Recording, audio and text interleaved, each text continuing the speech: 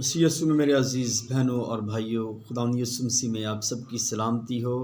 میں سرور صادق آج کی صبح آپ کے لیے بہت ہی خوبصورت خدا کا کلام لایا ہوں، جبکہ یہ کلام آج ہمیں ایک نئی راہ اور سچائی کی پہچان بخشتا ہے، اور کلام ہی ہے جو ہمیں سچائی کی راہ پر چلنا سکھاتا ہے۔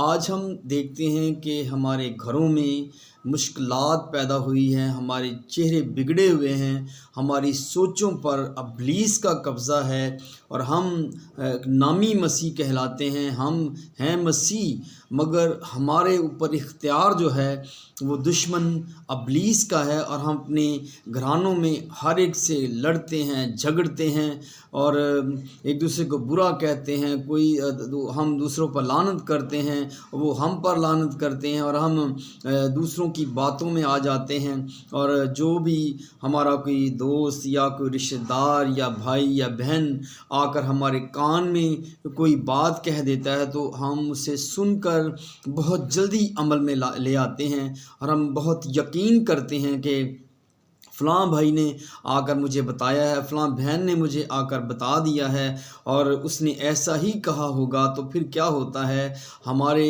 اندر نفرت پیدا ہوتی ہے۔ نفرت کا جو منصوبہ باندھنے والا ہے، جھوٹوں کا باپ ہے، اس کا نام آپ جانتے ہیں، ابلیس، دشمن، ہم سبوں کا دشمن ہے، اور ہم اس کے منصوبوں میں قید ہو جاتے ہیں۔ پھر ہم میں نفرت پیدا ہو جاتی ہے، ہم دوسروں کی عیب جوئی کرنا شروع کر دیتے ہیں، مگر میرے اور آپ کے منجی خداوند یسوع مسیح نے کلام مقدس میں کیا فرمایا ہے۔ آئیں ہم مقدس لوکا کی انجیل اور اس کا 6 باب اور اس کی 37 آیت پر غور کرتے ہیں۔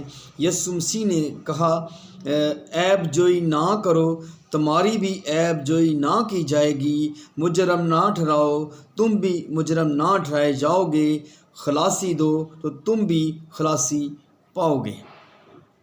خداوند کے زندہ کلام کا پڑھا سنا جانا ہم سبوں کے لیے باعث برکت ہو۔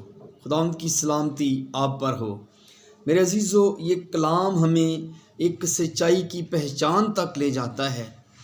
جس طرح میں نے پہلے کہا، ہم دوسروں کی باتوں پر بہت یقین کرتے ہیں، مگر ہم خدا کے کلام پر کبھی بھی غور نہیں کرتے۔ ایک بہت بڑی لوگوں نے بات بنائی ہوئی ہے کہ فلاں شخص جو ہے وہ زبان کا تو بہت ہی برا ہے، مگر اس کا دل بڑا اچھا ہے۔ اس کے بارے میں بھی خداوند یسوع مسیح نے فرمایا، اسی 6 باب کی 45 آیت میں، اچھا آدمی اپنے دل کے اچھے خزانے سے اچھی چیزیں نکالتا ہے، اور برا آدمی برے خزانے سے بری چیزیں نکالتا ہے، کیونکہ جو دل میں بھرا ہے وہی اس کے منہ پر آتا ہے۔ میرے عزیزو، کیا آپ کبھی غور کیا ہے، کبھی آپ نے، ہم مصیبتوں میں کیوں پھنستے ہیں؟ کیونکہ ہم خدا کے کلام پر عمل نہیں کرتے، بلکہ ہم ابلیس کے بہکاوے میں آ جاتے ہیں، اور ہم خدا کی حضوری سے باہر نکل جاتے ہیں۔ آپ کو پتہ ہے آدم اور حوا کی سٹوری، اس وقت بھی کیا ہوا تھا، وہ خدا کی حضوری سے کس طرح باہر نکلے تھے، کیونکہ وہ ابلیس کے بہکاوے میں آ گئے۔ اسی طرح ہم آج کلام کو سنتے ضرور ہیں، مگر اس پر عمل نہیں کرتے، تو ہم کیا کر جاتے ہیں، ابلیس کی قید میں چلے جاتے ہیں۔ اور ابلیس جو ہوتا ہے اس انسان کو چن لیتا ہے جو بڑا چلاک ہوتا ہے۔ آپ کو پتہ ہے ابلیس جو ہے وہ خود بڑا چلاک تھا، اور اس نے کون سی شکل اختیار کی، سانپ کی، اور سانپ بڑا ہوشیار تھا، چلاک تھا، اس کے اندر سما گیا۔ آج بھی ہمارے ارد گرد رشتہ داروں میں، بہن بھائیوں میں جو بڑا چست اور بڑا چلاک آدمی ہوتا ہے، اسے ابلیس استعمال کرتا تھا، اور اس طرح سے باتوں کو بنا کر دوسروں کے کانوں میں پھینکتا ہے، تو وہ جو انسان ہوتا ہے وہ اسی گمراہی کے اندر چلا جاتا ہے، اور اس کے گرد بڑے بڑے بلند تصورات کے پہاڑ کھڑے ہو جاتے ہیں، وہ اس کے اندر قید ہو جاتا ہے۔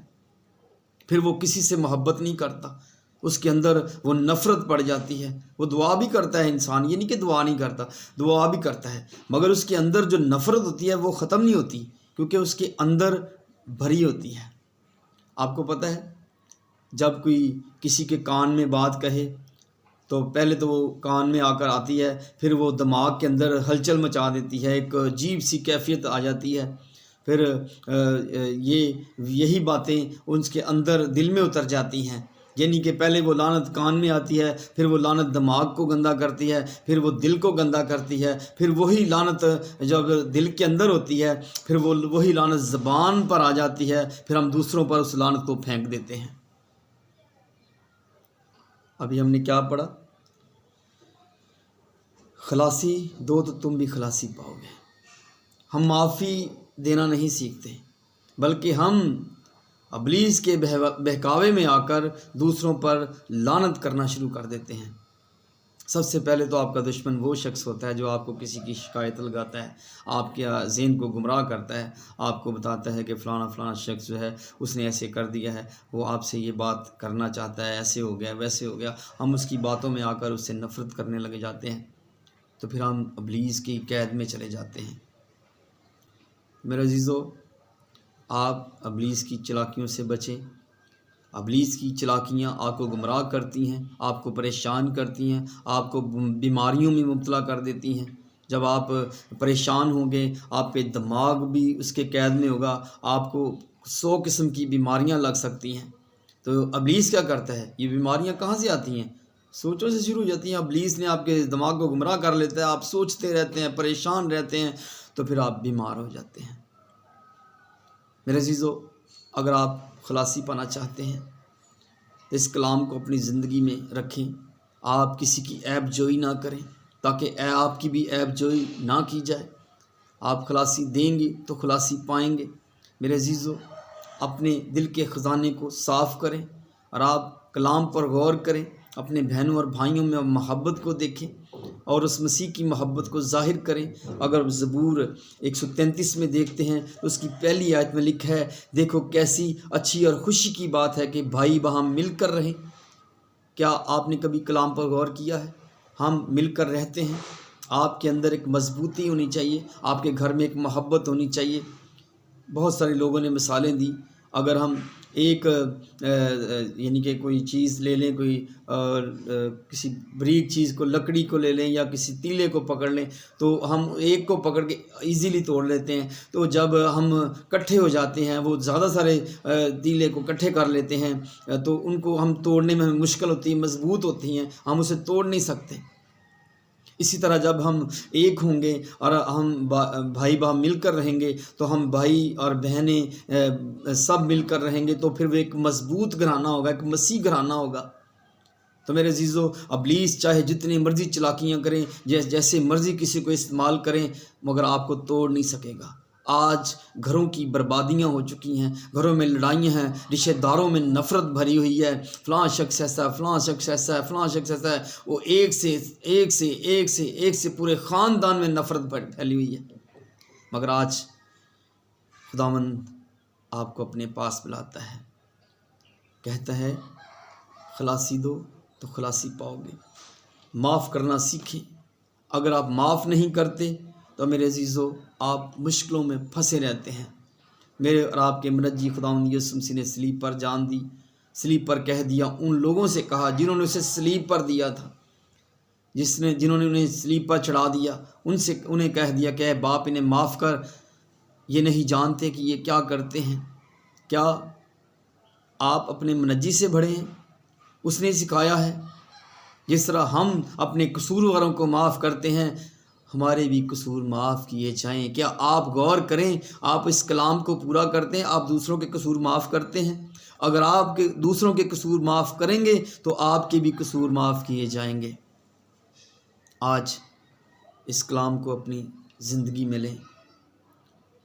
آپ مسیح یسوع کے پیروکار ہیں، ابلیس کے منصوبوں کو اپنی زندگی میں کام نہ کرنے دیں اور اپنے آپ کو خداوند کے تابع کریں۔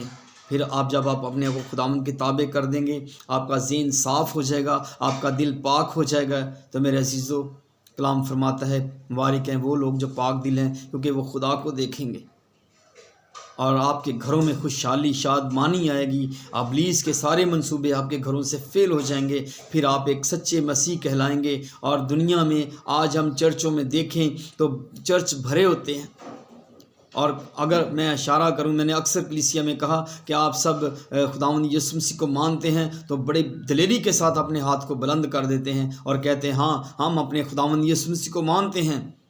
تو میں نے کہا کیا کبھی خداوند یسوع مسیح کی مانی ہے؟ تو اس وقت پریشان ہو جاتے ہیں، کیونکہ ہم خدا کے کلام کو پڑھتے ضرور ہیں، سنتے ضرور ہیں، مگر اس پر عمل نہیں کرتے۔ آج یہ موقع ہے کہ آج اس زندگی کے کلام کو اپنی زندگی میں لیں اور دوسروں کو معاف کرنا سیکھیں، عیب جوئی نہ کریں تاکہ تمہاری بھی عیب جوئی نہ کی جائے۔